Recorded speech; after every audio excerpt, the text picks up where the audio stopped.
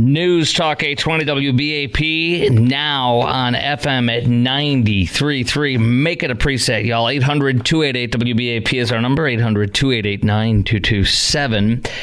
We're going to get right back into Trump's chances and all the latest with the entertaining but most likely harmful appearance at the NABJ for Trump in Chicago today, along with the weird attacks back and forth and Trump taking the bait and firing back. All that stuff coming up next. But I wanted to talk to Genevieve Collins again on the many issues for our Texans. She's with the Americans for Prosperity Texas chapter, though, and she's the head of that, state director of it. Genevieve, thanks for coming on tonight again. I appreciate it. Hello, my friend. Great to be with you. Very good to be with you. So Kamala has a horrific record on immigration. Of course, you wouldn't know it because she's hiding it, and she's flip-flopped 120% on that, among many other things. But I don't think a lot of people know that, and so I wanted to talk to you about that. Tell us about her immigration policies up till her miraculous transformation in the past several days. Yep, my friend, what immigration policies? You know, she was in charge of the border and was specifically assigned for that task, as everyone knows, and not only fumbled the ball, but allowed 11 million illegal aliens into our border. You know, just prior to us talking, I mean, the Supreme Court has to uphold Texas securing its own border with our border buoys, yes. Whereas the vice president and the Biden administration has sued the state of Texas. So what Kamala border policies exist?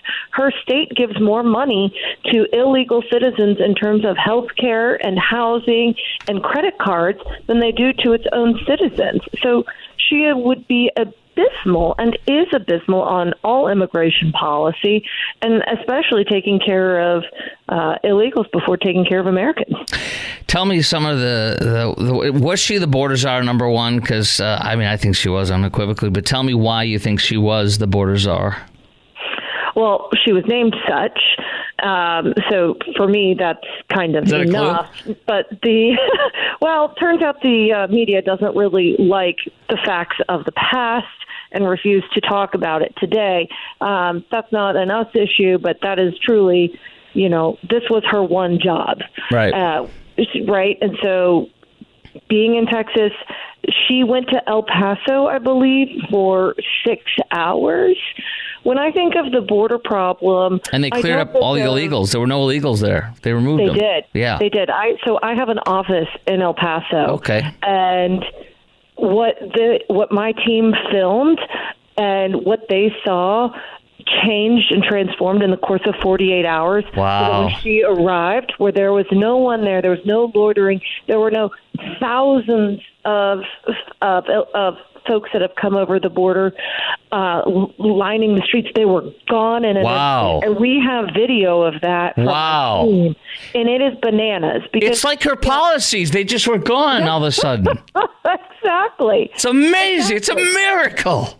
I know. Well, exactly. I mean, this woman, she has done so much harm as a senator and has done so much harm to the country as vice president, supposed to be taking care of our borders, supposed to be allowing us to be a nation under the rule of law, and completely turns both eyes and allows so much devastation to happen in our country.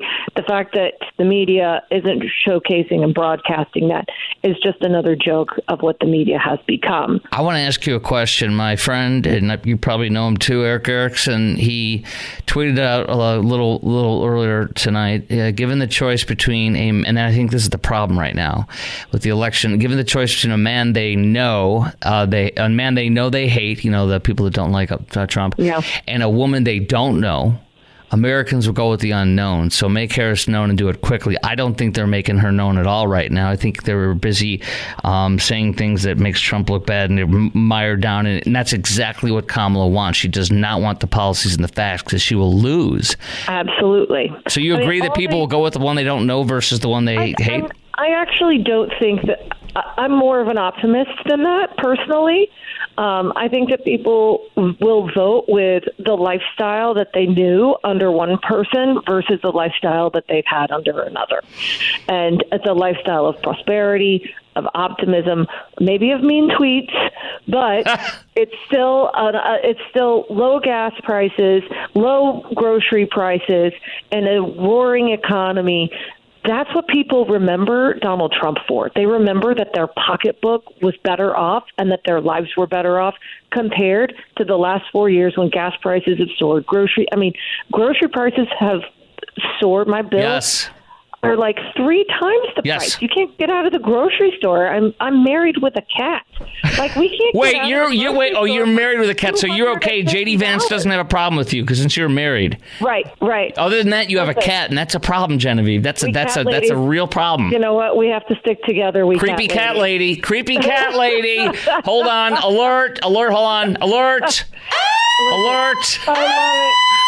If this is the first alert on this conversation we've ever had, we have a lot more to go. There's many more coming. I can sense it. Okay, now the education. She was in Houston talking to the teachers union. Correct. Tell me what was going on with that, and tell me what her policies are, because what this will do for Texans. Well, let's actually, before we talk about Kamala, let's actually go back to what happened in March and May of this year. Texas voters in Texas primaries overwhelmingly chose school choice and pro-school choice candidates. Mm-hmm. Texas parents and voters made their voice heard that this is the policy that is best for Texas families and Texas students. Now, Kamala drops into Houston to meet with the National Federation of Teachers at their annual conference and completely negates a massive voting bloc, i.e. Texas voters and parents, completely bypasses they don't need, the reality great of elections point. are. They don't matter. Right? Mm-hmm. No, they don't matter. And, she goes to say that we have to fight against school choice. We need to empower more. We need to empower more schools. We need to fund more schools. Listen, here's the question I want to know. I am 100% pro public school. I'm pro all schools. But what dollar value, because everyone keeps saying, well, school choice is going to defund public schools. Well, how much money do you need in order to actually get the student outcomes that our children deserve? Because if we're spending $85 billion today on public education and we have 52% of our kids reading on grade level and 43% of our kids doing math on grade level, how much more money do you need to get better outcomes? Well, you look at Chicago, and I think that's was it 14, 15 grand per student, or is it 18 now or something? I mean, it's not enough. It's an enormous number. And almost an overwhelming amount of those poor students and I'm not saying poor as in economic, I'm saying poor as in these poor kids. They can't read, they can't write, they can't do math like they're supposed to at all. Yeah, I think in Chicago last year there was a school that, or maybe it was the whole district. No, it's not the whole district. Yes. But a whole school that no one actually passed the math test. Yeah, I think it's only a couple out of the whole district. I mean, it's a disaster, and that's what Kamala wants more of, and that's horrible to every American. Mm-hmm. Listen, I think as Texans, we are all for teachers. We love our teachers, and we understand that they give a lot. But we also love our students, and we love families equally as much. We are not against teachers. We are just for students having more options. And real quick, it is rural. Kamala does not stand for. It is rural Republican Texas legislators here in state legislators that stood between us getting to choice and not getting choice, and they were taking money from the teachers unions. Republicans in supposedly the most ruby red areas in rural Texas were taking money from the teachers union. Filthy, unbelievable thing. And Governor Abbott had to help throw them out, right? Yes, I worked directly with the governor, and we helped primary 6 people out of office. So we helped escort them. Throw those bums out. Throw the rascals out. Yeah. And we actually, Americans for Prosperity, we participated in 22 primary election races. Yeah. We helped win 19 of those. Thank you. Oh, my gosh, thank you. Well, and that's why Kamala Harris coming into Houston last week is tone deaf. She addressed the country, not Texans. Yeah, that's right. Bingo. Yeah, appreciate you. You do a great job, Genevieve, and thanks for your work. I'll talk to you again in the very near future, okay? And let's get rid of that cat in between now. Let's get some rehab out of there. She's great. Pancake is wonderful. What's her name? Pancake. We have one in my house. 87% of the time. My what? She's good about 87% of the time. I thought she said she votes for Trump 80% of the time. Pancakes. She should vote twice for Trump. You got to vote twice in the elections like a good Democrat. Now. Yeah, Pancake, you look at me. Yeah. I appreciate you. Take care, Genevieve. All right, bye-bye. That was fun. Okay, coming up next on the Chris Crock Show, we're getting right back into it. More audio from Trump at the NABJ, National Association of Black Journalists. It did not go well, in my opinion, for the most part, but there's a lot of good stuff, and the journalists in there, some of them were laughing and having some fun, you could tell, but this is a net loss for us, unfortunately. It could have been such a gain. All right, that's next on the Chris Crock Show News Time. Just get on right now. We're going to have we have lines wide open. 800-288-WBAP, 800-288-9227 on News Talk 820 WBAP, now on FM at 93.3. Why you would do something like that. And let me go a step further. I was invited here, and I was told my opponent, whether it was Biden or Kamala, I was told my opponent was going to be here. It turned out my opponent isn't here. You invited me under false pretense. And then you said... Let me actually start out with this. We need to hear more of a context. I want you to hear her question, because she literally begins the whole thing by attacking him and basically inferring that he's a racist. It's not true. You have told 4 congresswomen of color who were American citizens to go back to where they came from. You have used words like animal and rabbit to describe black district attorneys. You've attacked black journalists, calling them a loser, saying the questions that they ask are, quote, stupid and racist. You've had dinner with a white supremacist at your Mar-a-Lago resort. So my question, sir, now that you are asking black supporters to vote for you, why should black voters trust you after you have used language like that? Well, first of all, I don't think I've ever been asked a question in such a horrible manner, a first question. You don't even say, hello, how are you? Are you with ABC? Because I think they're a fake news network, a terrible network. And I think it's disgraceful that I came here in good spirit. I love the black population of this country. I've done so much for the black population of this country, including employment, including opportunity zones with Senator Tim Scott of South Carolina, which is one of the greatest programs ever for black workers and black entrepreneurs. I've done so much, and and I say this, historically, black colleges and universities were out of money. They were stone cold broke, and I saved them, and I gave them long-term financing, and nobody else was doing it. I think it's a very rude introduction. I don't know exactly why you would do something like that. And let me go a step further. I was invited here, and I was told my opponent, whether it was Biden or Kamala, I was told my opponent was going to be here. It turned out my opponent isn't here. All right, we'll pause it right there. How do you think, or how would you like Trump to respond to these attacks and setups by the media and Democrats? How would you like Trump to respond to these attacks and setups by the media and the Democrats? And what kind of results do you expect out of this election if it keeps going this way? I expect us to barely win or lose if it keeps going this way. Because this woman is doing no questions. She is taking no questions. She did a concert last night with a rapper who sang about her fat you-know-what down there and twerked and everything. And then went up there and looked all awesome. There were members in the crowd seen leaving us. It's on my Twitter feed. Within 10 minutes of Kamala talking, they probably couldn't stand her voice. But it was supposedly, she said 10,000 people, so maybe it was like 7 or 8. I don't know. It was a free concert. But she won't take questions. She's not being questioned about anything. She has reinvented herself as more anti-illegal than Trump, which is a complete lie. Everything she has said is destroying her campaign, like, free health care for everybody, single payer health care. You won't be able to keep your insurance if you like it. take away guns, force it, mandatory buyback at the end of a barrel of gun. You have to do that. And illegals are not criminal anymore. And they keep coming in, and just so many things that are so horrible to this country, and most people don't want, and they don't know about it. And I'm going to say again what my buddy Eric Erickson just wrote tonight. Given the choice between a man they know they hate and a woman they don't know, Americans will go with the unknown. So make Harris known and do it quickly, because it's not happening.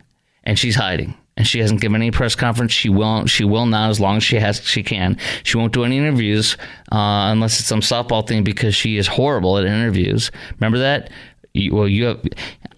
I have been to the border. You haven't been to the border. I have been to the border. No, you haven't been to the border. So I haven't been to Europe either. I don't see the point. Give us some more of those. She won't. She doesn't need to. She's hiding. Barack Obama coronated her. He's been planning this for years. He forced Joe out, and this was so masterfully done to wait till this time so that she will barely be able to be defined. And they can hide her, cloister away, and behold, your new president, the new Barack Obama, the first black woman you're picking. Behold. And here's Trump on the bottom, introducing, is she black or is she Indian? Which is like, dude, what are you doing? I mean, dude.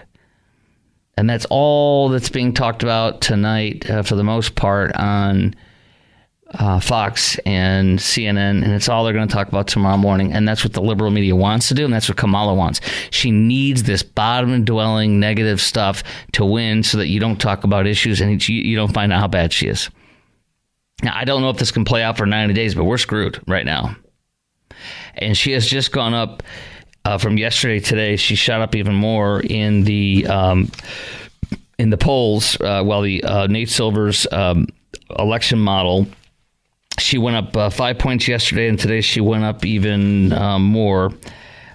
She's at 43 points. She was at 38 yesterday. Today she's at 43. And if this keeps going, she's going to get up pretty high, and then we're going to be screwed unless somehow it goes back down, which it can in a week or two. But I'm telling you, everything that happened with Trump, with the assassination, with the ballsy, assassination defiance, with the amazing best ever. I mean, it was literally the best convention of any RNC or DNC ever. And it's gone already. And now she does this, and she announces, and then she is going to announce her vice president on Tuesday, and then shortly thereafter is the Democrat convention. She gets a honeymoon for like a month. Now, in like 35 to 45 days, it's Pennsylvania early voting. She picks Josh Shapiro. It's announced on Tuesday in Pennsylvania. That's the governor of Massachusetts, of Pennsylvania, who is wildly popular there, and that could do it. And get Pennsylvania, and that could do it. I mean, we're on the precipice of being in a bad way, and we kind of are. I feel that way. How do you feel right now? 800-288-WBAP is our number, 800-288-9227. Do you feel that Kamala has actually had a genuine conversion on so many of these issues, these core issues, when she's flip-flopping? And I certainly don't. And how likely is America to elect a flip-flopper? Well, didn't go well for John Kerry and George Bush. All that next, plus more highlights from NABJ, and it's pretty wild. Next on the Chris Crock Show. Plus your call lines are wide open. 800-288-WBAP. Chime in right now on News Talk 820 WBAP, now on FM at 93.3. Well, first of all, I don't think I've ever been asked a question so in such a horrible manner. First question. You don't even say hello, how are you? Sir, I'd love to move over on to different topics. I didn't notice you do any publicity on it at all. I won the case, the biggest case. This is an attack on a political opponent. I have another one where sir, I have a hostile judge. We have you for a limited time, sir. I'd love to move on to different topics. Excuse you. You're the one that held me up for 35 minutes, just so you understand. Well, there you had another one. It goes on and on. A lot of sparks flying. Some of it was fun and funny. Other times it was not. Like when Kamala, he said, is she black? Is she Indian, American? Dude, yeah, I was very losing on that. That's going to be all they're going to talk about today, giving them more points. And then also her record is amazing. you look at her record, and she has supposedly now she's got a commercial out that she's tough on immigration, literally. And then under her, it shows her at the border, which was for 6 hours, as you heard Genevieve Collins say earlier this hour from Americans for Prosperity, Texas. And you heard that on the border there, she was at, they cleared out all the illegals in El Paso. She was not on the border. She was at a facility or something of that nature, but not actually at the border where the illegals are coming across the border. And they cleaned it up nice. She was there for 6 hours and left.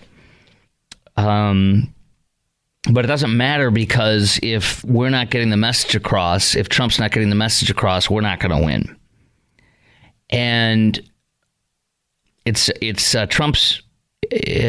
imperative for Trump to define her, and before she defines herself. And so far, it's not going very well. That first ad that went in the swing states was great. It was all about immigration.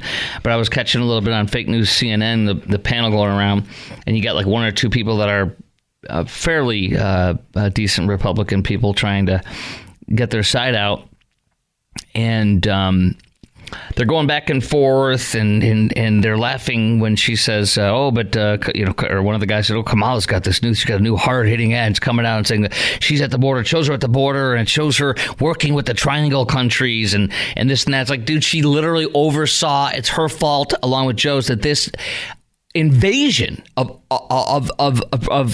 epic proportions that has never happened before of any country in the world, let alone ours, has been overseen by her, and she's trying to pretend it's all good. So he has to hit her hard. That commercial was great that I played for you the other day on immigration and how she oversaw it all, and it was a disaster. It is a disaster. But more and more things have to be defined, and the more the attacks are going on, the worse it is. But my questions for you on her flip-flopping. It's flip-flopping on healthcare. She said that she would, here, I'm going to play this one for you, because she's like, oh, why not? Why wouldn't we just destroy throw out our healthcare system and just make it government healthcare like Canada has? And when you have cancer or some kind of an illness that is crippling or life, or suffering, if you can afford it, you fly to America and get the surgery, because you're not going to wait a year or two and die or suffer with great pain for a year waiting on this national health care list. Must be addressed. The bill also says, quote, every individual who is a resident of the United States is entitled to benefits for health care services under this act. Not every individual who's a citizen, but every individual who's a resident. Mm-hmm. So you support giving universal health care, Medicare for all, to people who are in this country illegally? Let me just be very clear about this. I am opposed to any policy that would deny in our country any human... There we go. It's having a little problem reloading here. Hold on 1 second. All right, it's having trouble playing the last couple seconds, but yeah, any human being, da-da-da-da-da. So, yes, the answer is yes, obviously there. She wants to give everybody health care at single payer. And then when she was asked in the debate, I've played that for you, so you want to just throw everybody's health care out and just have, government health care. She says, why not? That's what she said in the debate. Why not? 4 years ago. So that's what she wants. And it's clear, but the country doesn't know that. They don't know as much. They have to have an idea that she oversaw and was responsible for this border disaster. But nonetheless, she's flip-flopped on, she now is for fracking, she says, literally, even though she was against it until a few weeks ago. It's unbelievable. And by the way, we're going to get into which is Iran, but Hamas, Hezbollah, the Middle East, and Israel with Hamas. She has said the most sympathetic things for Hamas lately. And it's not just me saying that, it's the Wall Street Journal. I'm going to read you some quotes a little later that are striking. Okay, Joe in Allen wants to talk to me about this, and that's good. I want you to also chime in at 800-288-WBAP, 800-288-9227, about Trump's chances and about getting mired down in talking about Kamala's Jewish husband, Doug Elmendorf, who a Jewish radio show host in the morning at WABC said he's a bad Jew and because he's not supporting Israel and this and that, and Trump kind of went along with that and said a few more comments. That got him in some hot water. And then today, the whole Kamala, Jamaican or Indian stuff, all that is what they're focusing on versus the issues. And I think that's how we lose. Joe seemingly wants to disagree with me, which is cool. Plus your call, 800-288-WBAP, 800-288-9227. Hey, Joe, you are on WBAP. What do you got? Hey, Chris. We're focused too much on Trump in Texas. He's going to take Texas. I know Kamala's that. not going to win here. I know. So what we need to focus on is every time I'm on TV, watching TV, I see a Colin Allred commercial. Okay. He voted to impeach Trump. He votes lockstep with Pelosi and Biden. That's who he is. Yeah, I know. He's a disaster. I don't see anything. I see zero from Ted Cruz. I see zero commercials. I see nothing out there. Yeah. He needs to. I agree. Get out. Start doing something. But also, you also need to explain this to these people. No. I do not. My job is not to get Republicans elected. You're mistaken. Do you think this is hold on, excuse me. Do you think my job is the National Republican or the North Texas State Director of the Republican Party? Because if my job is to get Republicans elected, I'm going to fail as a radio show host. My job is to entertain and inform, not to get people elected. If you want that, you're going to have somebody that goes off the air, just like the Air America did for the liberals. That's how you lose in the ratings game. That's how you lose as a radio station and as a host, by being some guy. Well, hold on a second. By being so, I'm going to get Republicans elected. Good luck. You're going to fail. Next, go ahead. Okay. Well, I'm not saying get them elected. What I'm saying is you also need to point out Colin Allred and what a horrible human he is, like you're doing with Kamala versus Trump. I don't need to do that, sir. Trump drives. You're still on our thing here. You're out, bro. I don't need to do anything. I need to inform and entertain. My job is to look at local elections and talk about them every day. That's not my job. I'm not the Republican state director. I'm not. I know that. But this is not a Republican campaign. So I want to focus on what I'm talking about. And if you don't want to talk about what I'm talking about, then you can call him when I talk about Colin Allred one day. I think your beef is with Ted Cruz. And I've invited him on, and I'm working with his campaign. And I agree with you on that, but I'm not talking about that right now. So can you imagine if any Yahoo could call up, and I'm not calling you Yahoo, but can call up and just get me to talk about whatever they want to talk about, how much of a disaster of a show this would be? So I'm going to move on, unless you have something to say about Trump. Chris. What? Thank you. Thank you. Hey, spin the wheel, call, and you can be in control of the show. The next person might want to talk about cat dung and how it smells, and how do you clean up cat dung? Okay, next, I want to talk about Barack Obama. Thank you. Okay, but I do want to talk about what we're talking about here, and I think we are in a bad way. And Ted Cruz and Colin Allred weren't in the news today, and this is though. This is bombastic, and it's a problem. All right, I want to get into the haves and the have-nots.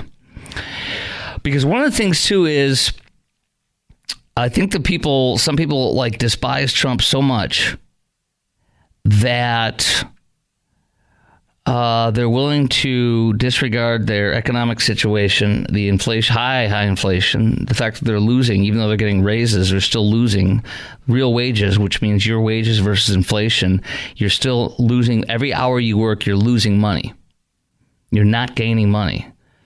And do not believe me, Google it. Google real wages, real hourly wages, and right now you'll see you're negative. For every gain you've gotten, you've lost it to inflation. You're not, even if you got like a 15% raise, you've lost it to inflation. I'm not kidding you. Like 5% each year, you're still losing it. I wish this wasn't true, but it is. So do you think people are literally willing to overlook their economic situation and still vote for Kamala, even though her and Biden's policies have taken that person there? I think they are. I think it's that bad, and I wish it weren't. We'll talk about that next when I share a column in the Wall Street Journal today, The Haves and the Have-Nots at the Center of America's Inflation Fight. Next.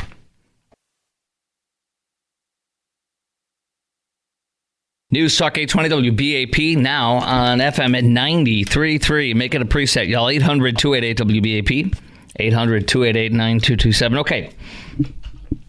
This is a great article in the Wall Street Journal today because I think it's very relatable, and I think it also turns turns into the discussion about the election right now, because I think there's a real phenomenon, and I think it's not good. People who are suffering, like many of us are, and you're going to hear about them in a sec, across the country, and they're like you and me. And I think that some of them, even though they're suffering, dislike Trump so bad, even though they know voting for Kamala will hurt their pocketbook, their checkbook, their situation, will not help bring them back into comfortable areas because they just don't like Trump that much. They'll still vote for somebody who will hurt their economic situation rather than help it. And I hope I'm wrong. Here's the little setup with this. Third year of America's inflation fight, widening a split at the heart of the economy. Stock market soaring, household wealth is at record levels, and investment income has never been greater. At the same time, some families' pandemic-era savings are running dry. Other delinquencies on credit card and auto loan payments have jumped. Warning signals are flashing. More low, middle-income Americans, exposing division between those who gains are being whittled down by elevated inflation and borrowing costs, and those who are benefiting from high assets and bond returns. We have more of a chasm growing more and more under the 4 years of Joe Biden and Kamala Harris. This is the most money we've ever made in this the brokest we've ever felt, said a woman who's a mother of three living in Flint, Michigan. Pay raises since the pandemic helped her and her husband. He's a city manager. They doubled their earnings to what had previously seemed unattainable. But now, with price hikes for everything from groceries to auto insurance, the couple is still forced to siphon funds from saving. They've hit the jackpot with what they wanted to achieve, and they are now siphoning their savings. 35-year-old now buys many basics on credit, juggling cards to protect her credit score, without letting outstanding debt snowball. The top, whatever percent, has all this money, she says. Those people don't live like the most Americans. Chief economist and corporate analyst that was interviewed for this says, right now you clearly are seeing a big divergence, a chasm. We're losing our middle class. That's what's happening. A retired pharmacist who has owned his own Long Island home in New York for decades says, because of my assets, I'm actually making more money than the inflation rate is harming me. And I'm not wishing ill will. I'm not negative on the guy. I'm just saying this is what's happening for some Americans. There's no more sticker shock, said a different person who is launched a high-end personal shopping app. Membership fees are $1,000 a month. They have Rolexes, helicopters, and $36,000 crocodile skin Gucci trunk on the app. He's doing great. And you have one guy, a group that helps poor people or something in Manhattan says, or New York and Brooklyn. He says a 456 square foot one bedroom was advertised for sale at $460,000. You have to understand, a 456 square foot one bedroom is $460,000. He says, are you kidding me? This is not Manhattan. It's Brooklyn.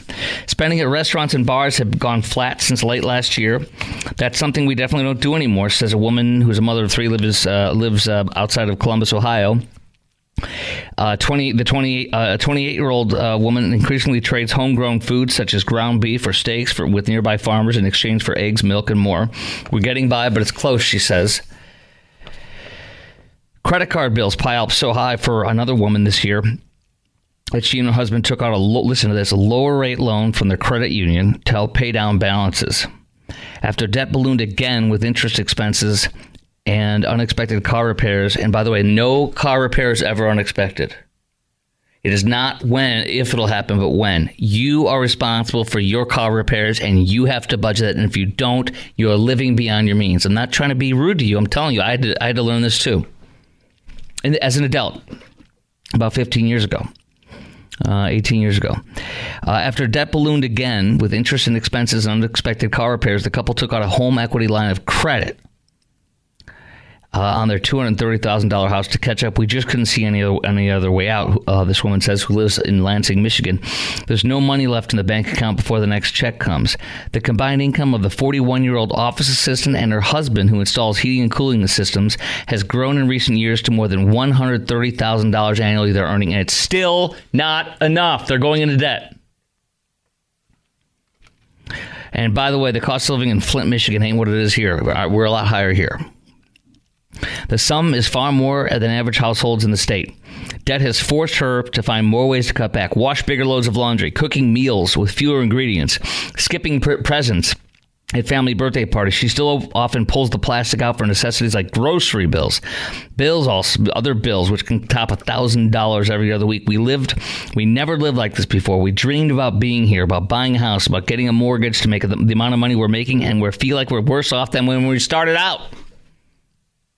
That is what's happening. That's what's happening. Now, I want to ask you a question. I'm serious here. How likely is it that you or other Americans or Texans may overlook your economic situation and vote instead for Kamala, even though her and Biden's policies have taken you here? And how important is this issue to you? The economy and your economic situation. And here's the biggest one I want to hear from you on. What is your current economic situation like in this economy? 800-288-WBAP is our number, 800-288-9227. I want to compare, coming up next, I'm not calling anybody who's going to vote for Kamala and that's in a tough economic situation a terrorist or Hamas supporter. Don't hear what I'm not saying. I'm not saying that. But I'm going to compare the people of Gaza who continue to vote for Hamas and support them and still get the misery. That's kind of what it's like. People will hurt themselves and continue hurting themselves for a movement that they believe in. And this woman is the new Barack Obama, and it is working so far. I'm sad to say. What that means is it's a movement. It's another black person being put in there. Racism's still going to be happening forever. They're going to be like, oh, it's always racist, even if she does win twice in a row again like Obama did. But the point is, there's a movement that Obama has created and that has the illusion of her has begun. And if that movement continues to take hold and grow, people will hurt themselves and vote for this, even though it'll hurt them, because they'll feel better. They'll feel part of a movement.